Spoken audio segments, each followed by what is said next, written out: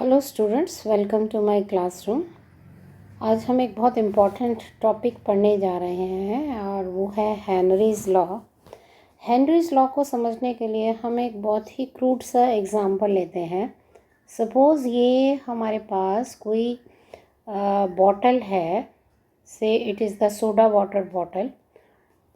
Soda water bottle has carbon dioxide gas dissolved in water, right?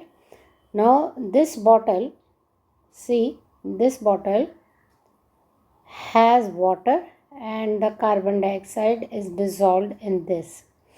Now how much is the mole fraction of carbon dioxide gas present in this?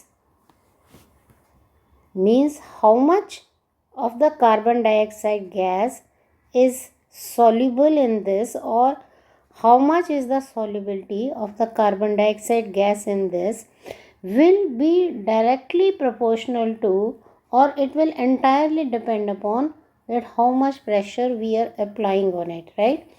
If the pressure is high, then the mole fraction of carbon dioxide will also be high. That means under high pressure more of the carbon dioxide can be dissolved, and if this pressure is less, then mole fraction of the carbon dioxide will also be less. Mole fraction माने amount of the carbon dioxide which has dissolved in this solution. ठीक है, अब आप इस figure को देखिए। इस figure में आप क्या देख रहे हैं कि हमारे पास ये दो वेसल्स हैं। एक ये वेसल है, इसके अंदर जो आपको येलो कलर से दिख रहा है ये सॉल्यूशन फेस है, जिसमें वाटर में कार्बन डाइऑक्साइड यहाँ डिज़ोल्व हुई है। और ऊपर जो है यहाँ पर ये देखिए हमने एक पिस्टन लगाया हुआ है, और इस पिस्टन से जब हम इसको नीचे की तरफ प्रेस कर रहे हैं तो प्रेशर जो है वो इंक्रीज़ होता है। यहाँ पर we have push the piston up to this position. तो जितना पिस्टन नीचे होगा दैट मीन्स उतना प्रेशर जो है वो ज़्यादा हाई होगा। That means here in this figure if you see, जो P2 प्रेशर है वो ज़्यादा है देन द P1 प्रेशर। ठीक है, जब प्रेशर P2 है तो आप यहाँ पर देखिए कि इस फिगर में जो नंबर ऑफ कार्बन डाइऑक्साइड के पार्टिकल्स हैं जो इसमें डिज़ोल्व हुए हैं वो बहुत ज़्यादा हैं। Means higher is the pressure, higher will be the solubility. अब आप इस फिगर में देखिए जहाँ प्रेशर P1 है, यहाँ पर क्या है, पिस्टन की पोजीशन, ये जो पिस्टन की पोजीशन है काफ़ी ऊपर है यहाँ तक। दैट मीन्स ये जो P1 है ये प्रेशर लो है। लो प्रेशर पर there are very fewer number of particles here.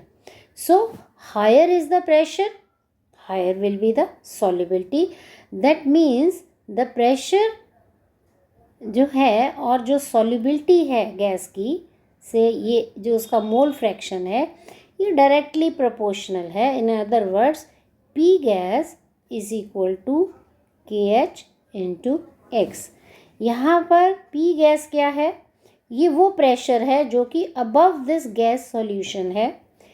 KH जो है यहाँ पर एक प्रोपोर्शनैलिटी कांस्टेंट है, इसको हम हेनरी कांस्टेंट भी कहते हैं। ठीक है, और X जो है ये क्या है, आप इसको सॉल्युबिलिटी कह सकते हैं या आप इसको मोल फ्रैक्शन कहिए, जैसा भी आप कहना चाहें। Because solubility means the how many moles of carbon dioxide gas are dissolved here, so we can call it mole fraction also, and we can call it as the solubility also. So this is the mathematical form of the Henry's law. Now from here if you see KH is equal to P gas upon X, right? So KH at जो P pressure है वो हम atmosphere में major करते हैं। Mole fraction की कोई unit नहीं होती है। That means the SI unit of the KH is atmosphere.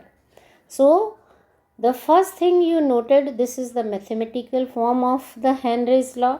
Second thing, the unit of the KH is atmosphere. And the third thing which I am going to tell you is that if you see from here, then KH is inversely proportional to the mole fraction.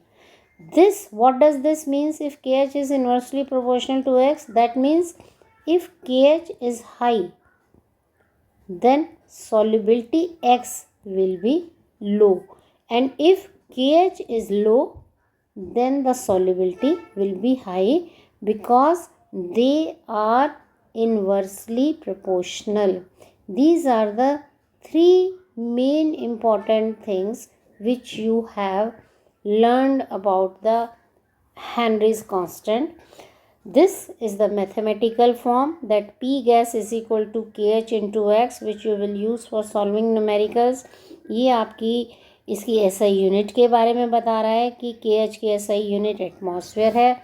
और तीसरी बात मैंने जो आपको समझाई है वो ये है कि KH और जो सॉल्युबिलिटी है गैस की, वो जो है बच्चे इन्वर्सली प्रोपोर्शनल होते हैं। ठीक है, अब इसकी क्या इम्प्लीकेशंस होती हैं, दैट वी विल सी जब हम उसकी एप्लीकेशंस पढ़ेंगे कि जो हेनरी लॉ होता है वो कहाँ कहाँ पर अप्लाई होता है।